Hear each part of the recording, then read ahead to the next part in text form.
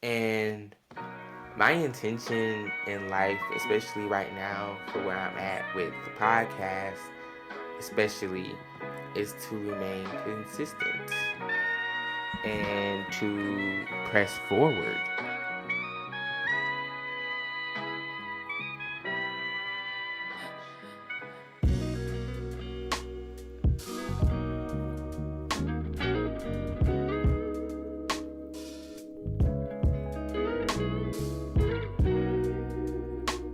Hi, and welcome to Choose and Joy.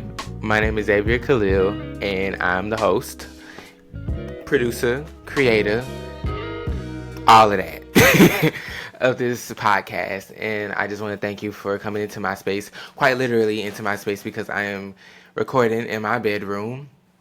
And might I say this is quality production, if I may add.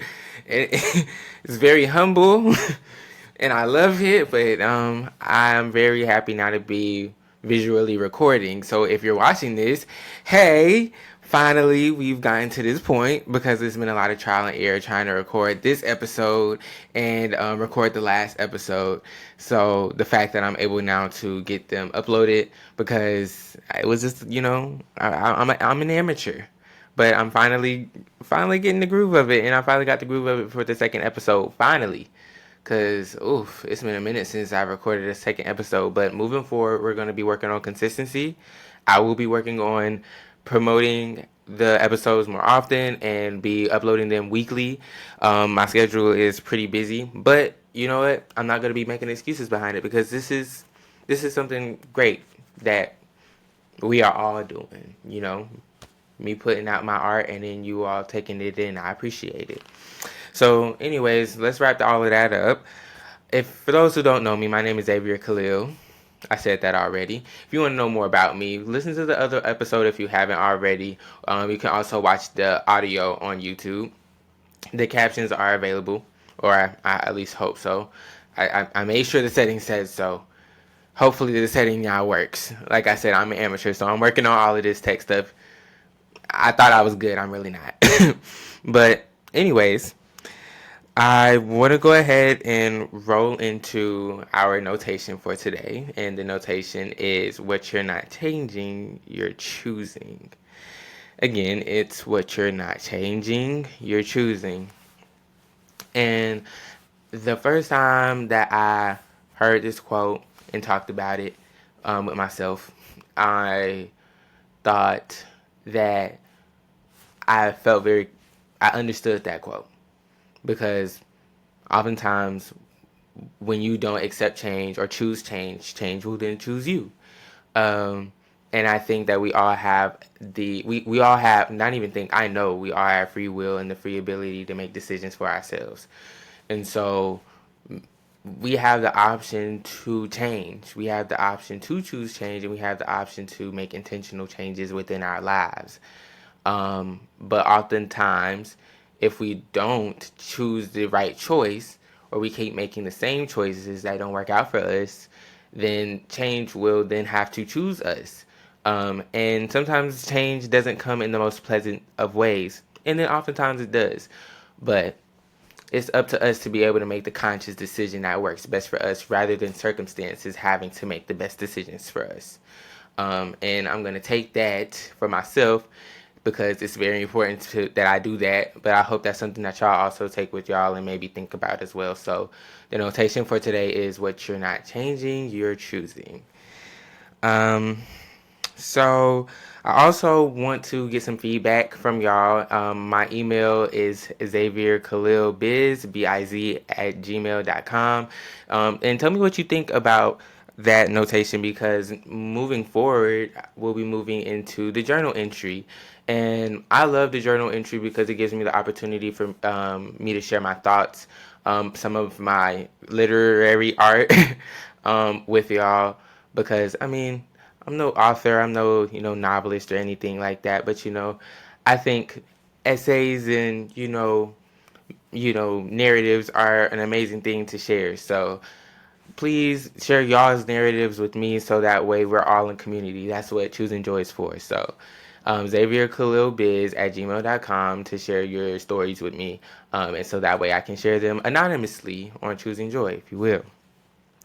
So, speaking of journal entry, let's go ahead and move into that. All right. Dear Lord, while consistency is something I want to continue working on, especially for the sake of choosing joy's growth, genuineness needs to be the intention regardless of the episode title or its themes. Having the feelings of defeat may have been important for me to realize how quickly I could lose intent. And though this epiphany seems so abrupt, it's exactly the motivation I needed to get myself back to the game. I think I needed to feel what it was like to make a mistake and how to come back from it. Bouncing back isn't always immediate, especially because I'm sensitive about my work.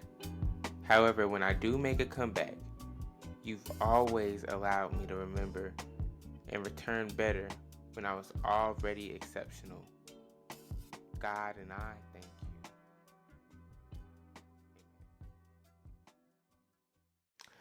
All right, and welcome back. I hope y'all enjoyed the journal entry. I hope that it is resonating with you, and I hope that you find it relative to today's narrative. And on today's narrative is, of course, the title, The Art of Intention. And I'm really excited to talk about this from a personal experience, several personal experiences within the, allotted time that I'm going to be talking. Because I think that I want this, well, not even think, I know that I want this topic to kind of, not even kind of, I want this topic to remind me exactly why I'm doing what I'm doing. In the time that I recorded this episode, the first time, because this is my second time recording this episode, the first time it was rushed. Like I was telling a friend of mine today before I was about to record that it was, it had good moments, but that's all it had was good moments. It wasn't cohesive enough. I was all over the place, and it was because around the time I was recording, I was all over the place. I'm still all over the place, but I think right now I know for sure I want to be more clear and I want to be more intentional. And honestly, when I was recording the last episode, um it didn't even feel right. It didn't even feel like I was necessarily being intentional. You know what I mean? Like I just felt like I just want to push out some content. I just want to get it done so that way I can prove I'm consistent, so that way I can prove I'm hungry. And once again, I talked about it in my first episode. It was talking about ego and pride and having to challenge that. And it showed up all over again trying to produce this second episode. And I think now, or not even I think, I know now I'm in a more genuine space to be able to talk about this because I'm going to be completely honest. I've lost intention several times. I have felt like I've been on autopilot lately. I've felt kind of robotic and a little numb, and it could be a combination of several things.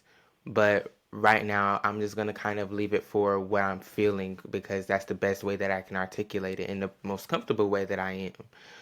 And so, I think now that I'm in the space to where I can be more transparent and not try to come on here with a facade because I have a camera in front of me now, or knowing that y'all are gonna see me now or whatever. I just want to be real. And I want to be real about how I've lost my intention the first time in wanting to pursue this type of career in content creation, and basically do it all over again and say like this is where I want to be at. Like don't take it necessarily as a I'm here speech type of episode today, but essentially overall it's just me saying this is what I want to do and this is what I want to achieve, and I'm putting it out there so that way maybe one day I can look back on this and be like, yeah, we accomplished that, or yes, we did some of that, or, and God please forbid this, I need to watch this to remind myself again, because this is a reminder. So let's go ahead and start off with intention and advocacy, because I want this to not only be a safe space where we go through my stories as a place of relation and be able to conquer our issues together, or in a virtual sense. But I want this podcast to also be known for its advocacy and its education, because I'm not I'm I'm confident that the people who are going to be following this podcast are scholarly in whatever right, and so I'm hoping that we can all come here open minded and learn something and talk about different things and hear perspective, hear truth, and facts, not just opinions, because there's a lot of podcasts and other types of media out there just constantly pushing opinion. I want this to be a real space. I want this to be something that we are, fervent about, real about.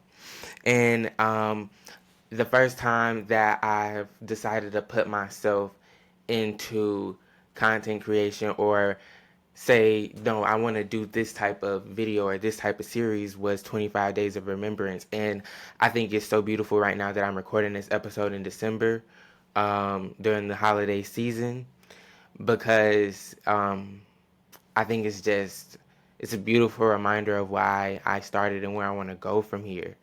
Um, I low-key feel like the 18-year-old me that kind of started doing this and like really wanting to take it serious is like kind of like jumping on the inside and like a little nervous, but like it's a good thing.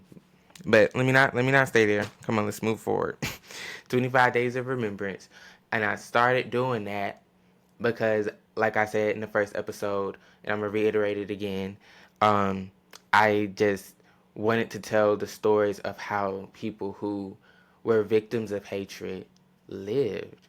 They didn't live their deaths. That unfortunately, that's how their life ended. But the life that they led before the end was beautiful. They had families. They had full lives. And I wanted to humanize people. Like, too often we make just martyrs of people, and we say their names, but do we say their stories? And for a change, I wanted to do that, and I still want to do that. I think one day I definitely will be able to do that on a greater level, but I wanted to start off with that. I wanted to tell their stories because their stories were important. The lives they lived were important. And I'm sure there are other people who are doing that. But I thought, hey, why not do it around the Christmas holiday, around a time where a lot of people are missing their loved ones, connect folks, to the greater world. Like, so that was the intention behind 25 Days of Remembrance. Now, did I expect to get 10,000 followers overnight? And, on TikTok, it's not that big of a deal anymore. But to me, I'm like, whoa, oh, wow. And then every day I'm attracting another 1,000 followers over the next month. That is crazy to me. It made me, I don't know how it made me feel. I was just like, oh wow, like people want to hear me, people want to see me, people want to learn from me. I'm only 18, but I felt so responsible and I felt so good about what I was doing. And it felt like a fun hobby to do that. I was working hard towards. I was like, oh, I'm a be somebody notable one day. You know, I was just, and I know I'm gonna still be notable. I just didn't know what and what right, and I didn't know how I wanted to go about it. Still figuring that part out in the grand scheme of things, but I was just like, this is great, and I was getting small opportunities that were big to me, like being on other people's podcasts, or like having BuzzFeed want to feature me in their video compilation, or just little things like that. It made me feel really proud of myself, and that pride can sometimes be a good thing, but it can also be a bad thing, because it's just like, okay, I feel so responsible that it's all on me.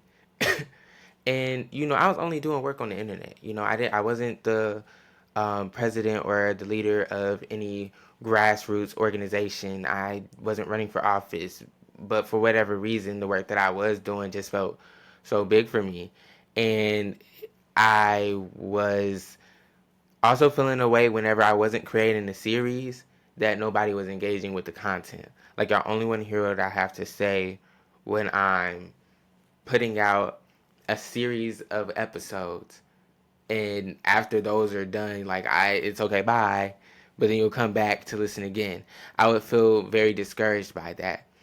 But eventually I got out of that because I then realized that creating series and creating projects is what I love to do. I love being able to create a project and to put it out there for people to watch consistently and then go back into hiding so that way I can figure out the next thing to do. That's kind of like um, my superpower and my niche. And I'm tapping into that now more than ever.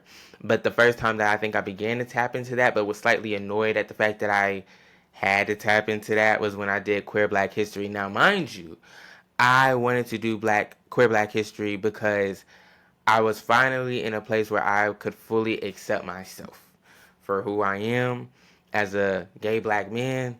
I felt confident finally in who I was, in my blackness, in my manhood, in my history, and I wanted to know all of that. I wanted to know who's who and who really, was behind the scenes, helping propel the black community forward. And y'all, when you really look into it, it's a lot of the boys and a lot of the girls and a lot of our stud aunties, and it's a lot of our lesbian aunties. It's a lot of us who help push our community forward, especially in education and civil rights.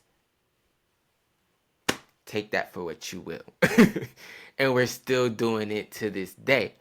And, I got some great news, and I aspire myself to be able to, work in education and help the community move forward. And learning that history reaffirmed that in me, that, there's a whole lineage of ancestors and elders right now living today that have helped our community move forward, who have been pushed in the shadows because of their sexual or gender identity. And I wanted to be able to say, bump all that. They still contributed to history, our history, black history, point blank in the period. That's why I did Queer Black History. And that was the first time that I felt really excited to want to do something so consistent like that. And I was doing it every day, and I would want to do it all throughout 28 days of February, and then of course Pride Month, because hey, it's in the name. Why not keep it consistent? And also, it was my niche, like, series, some of advocacy stuff here and there, doing a lot of call to actions, because for whatever reason, when the sun comes out, a lot of stuff just runs wild, and it's a lot of call to action during that time.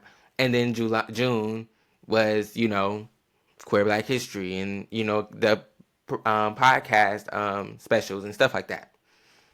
So all of that happening, I just kind of got caught up in being, or wanting to have a, how do I say this?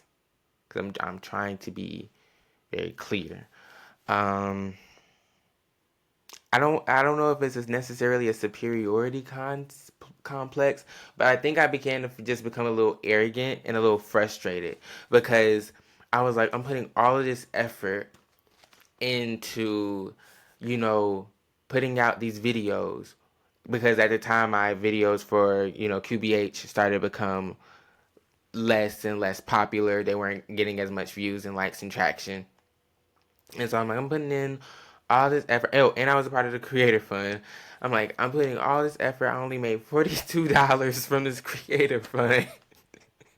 I only made $42 from this creator fund. Nobody's watching my videos. I'm putting in like maybe 8 hours into editing all of these videos. Nobody's watching them. Like, what even is this? Like, this is crazy. I just like what happened. I got 42,000 followers on this app. I'm getting notoriety, slow notoriety, but like, why is it nothing popping off? And that's when I lost my genuineness, if that's even the word that you would say. But I just lost the real reason behind what I was doing. Pride, because I was so proud of what I was doing. I was doing it just to do it. I still cared about why I was doing it, but I was just doing it just to do it. I was like, I gotta do it. This video gotta be out because these people want to watch it, rather than me saying, I want to put this video out because I want this video to touch somebody. People gonna watch it, and that's it. If I'm putting the video out just for people to watch it, people are gonna watch it and scroll.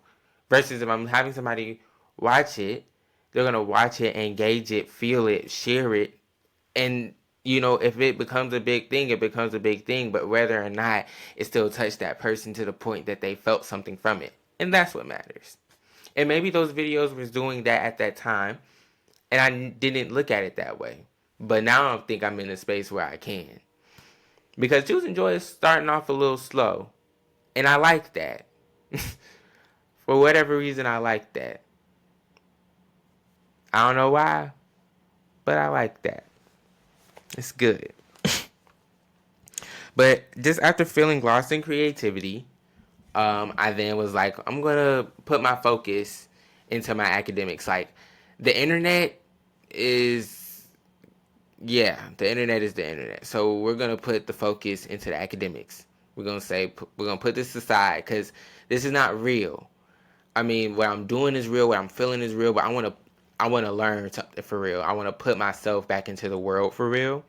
And so that's when I started doing research. I was already a scholar. I was already doing the research, but I wasn't cracking open no books.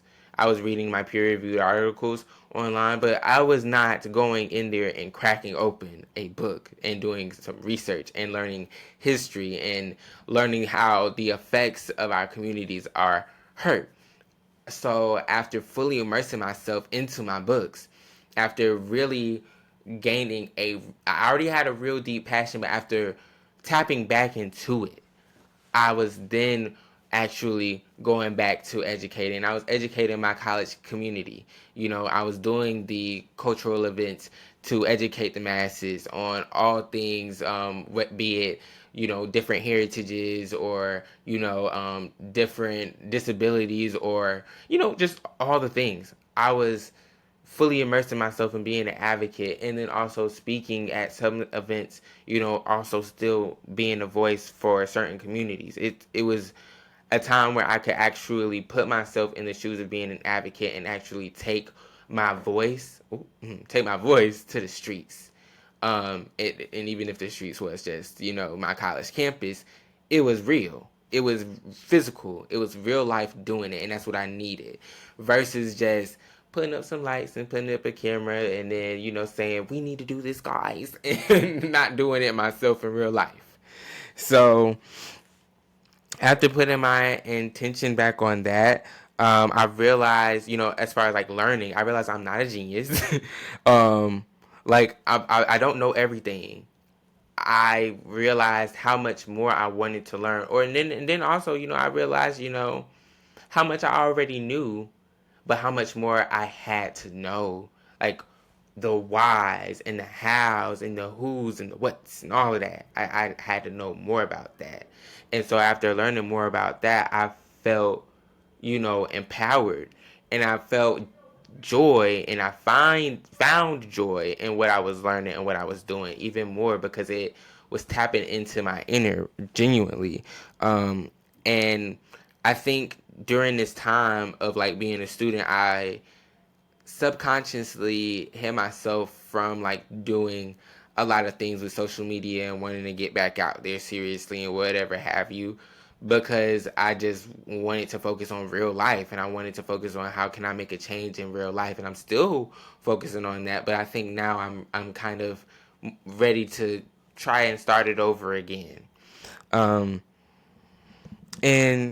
just exercising my passions in real life really gave me the clarity that I needed as far as how to be intentional about what I want to do.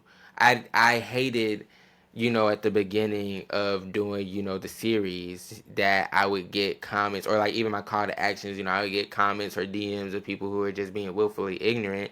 I would hate that, and I would deliberately start arguments, or not even sometimes deliberately start arguments. I would, get into arguments, or I would feel frustrated, or, in people, and I would lose my faith in humanity. Like, people are just awful, people are just bad.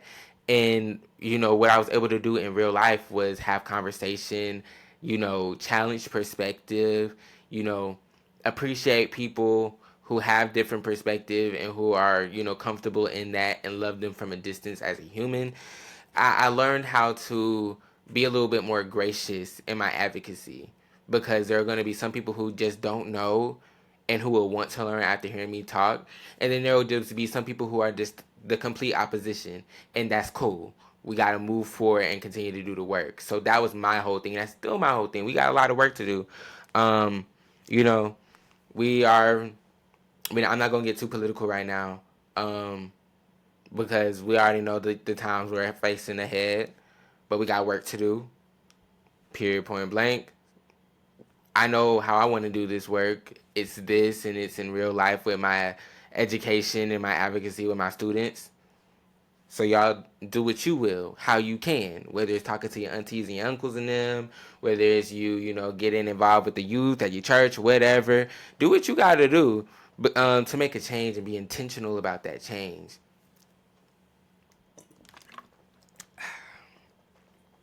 Mm. So now, talking about the intention with choosing joy, I, like I said, wanted to create a space to connect with the wider world. This People ask me, what is the podcast about? The best way that I can say it is about young adulthood.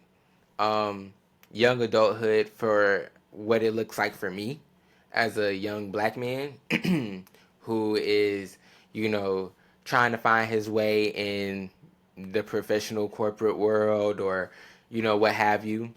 Really just trying to connect with the world and be like, hey, look, I'm having a tough time out here, but I care about the world. I care about the world outside myself.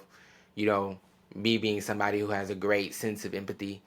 So I want to share this with y'all. I want y'all to share y'all with me, because we are one. We are all greater than this, where we're at. So this is what choosing joy is for, is just to, as a means to be able to connect through stories. My story, I'm gonna tell y'all everything. Not everything, but I'm gonna tell y'all some things, that I'm comfortable with, to as a means to of us coming together in some way or another. And then, like I said, the journal entries are more than just for me; they're for y'all. So, and that's our way to connect. The narratives are just the way that y'all can possibly relate to me. I don't know. We on FaceTime as far as y'all watching me, or we on the phone if y'all are driving or whatever in the morning. I don't know. Y'all need to listen to me though. I'm great. um, but also, I wanted to practice my advocacy through educating on the platform. Now, that's not to say I'm a teacher. I'm not a certified teacher. I'm not, I think I'm more so like an educator by trade. It's just kind of like in me, where I learn stuff and I want to share it. Simple. I don't really try and like come off as like a know-it-all brain or anything like that. But I love to be able to share the information I'm giving. And right now, y'all, I'm kind of in a space where I don't really have anybody to talk to. And it's not sad at all. It's just that, I want to be able to share it, because I can't always share this stuff. Everybody wants to. We have other things to talk about in real life. These things, as far as educating and political and social things, we can talk about on here in our free time, versus talking about the real heavy stuff in person. I know we don't want to talk about that all the time. Um, but also giving, like I said, giving insight into my storytelling, your storytelling, um, and just to encourage others to persevere through our young adulthood. And I'm reading off the paper because, I need to do that. If you were wondering, mind your business. But yeah, I just want this to be a way for us to just say, keep going. Like, I'll be honest, I had 2 rough days at work. Just broke down. It was hard. It was because I'm still processing it. But sometimes you just have those moments where you just have to keep going. And after I had my moment, I went back to work. I still gotta make this money. I still gotta pay bills. Simple. We're gonna have our moment. We're gonna keep it pushing, and that's what this is for. You know, I'm sure y'all have y'all's moments too, and we keep it going. And there are plenty of days where we're gonna have our moments, but then we're gonna keep it going. We have the blessing to return home and relax and find our joy again. So even on the bad days, there's still good moments. Even on the days where the bad moments are greater, there's still a moment of release, a moment of relief as well. And now I'm not even gonna read off the paper because it's about like intention in life. And my intention in life, especially right now for where I'm at with the podcast, especially, is to remain consistent and to press forward. You know, I don't want to, because I've been out of school for a couple of months now, and I'm going back in January. Praise the Lord. Thank you, Lord. Um, I don't want to get complacent. I don't want to get, um, I don't want to get complacent. Simple. I don't want to get complacent. I don't want to find myself not doing what it is that I want to do, be it with choosing joy or whatever my next degree is going to be in. I want to be able to continue on and keep on forward with the mission, and have that at my focus. Like I need to be tunnel visioned about that, and that's what I want to do, and that is my intention moving forward. As far as how I'm moving about life, is how I've always moved about life. Except I think I want to take it up a notch in terms of being kinder and more patient with individuals and others' circumstances. And I want to be more assertive in my circumstance and more kinder and patient with myself. Um, having my know me know. I know that's kind of been like, I think I'm hearing a lot. So having my know me know. Having some fervence again about who I am and what I'm doing, and especially with the podcast, I want to move forward in being consistent in this. I want to move forward in making great art, because this is art to me. These episodes that I create, this is art to me, and I want to be able to continue to put good things out. Always. Be it with the podcast, but especially in my life. Like, I want to continue to put good things out. And even if, good things don't always happen, I know and I can go to bed confidently every night knowing that I am a good person and I'm always putting out good. And everything that I do is good.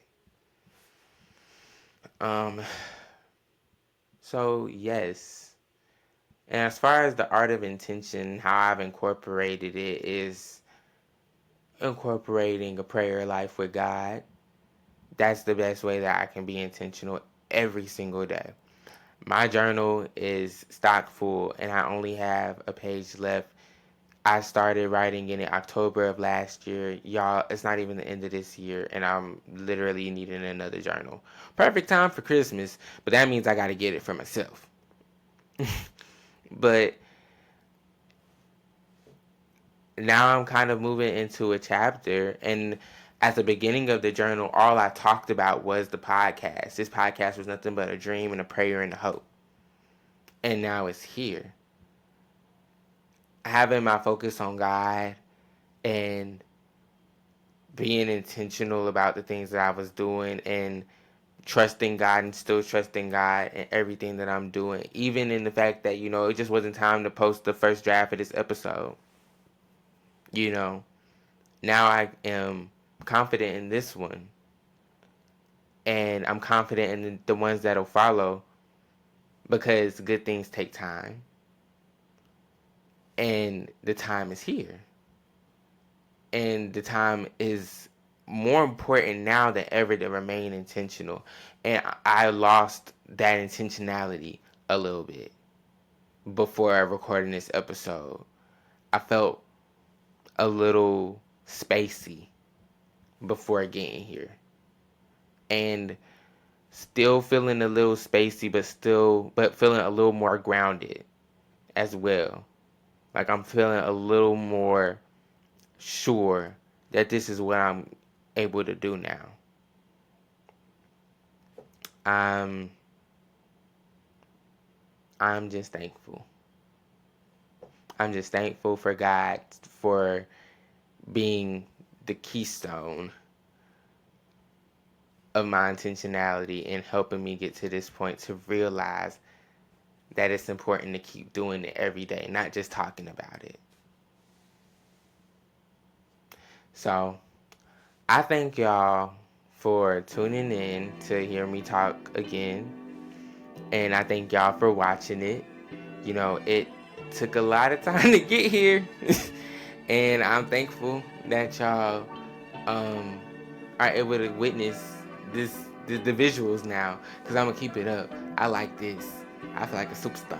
I feel like I got my own show and everything.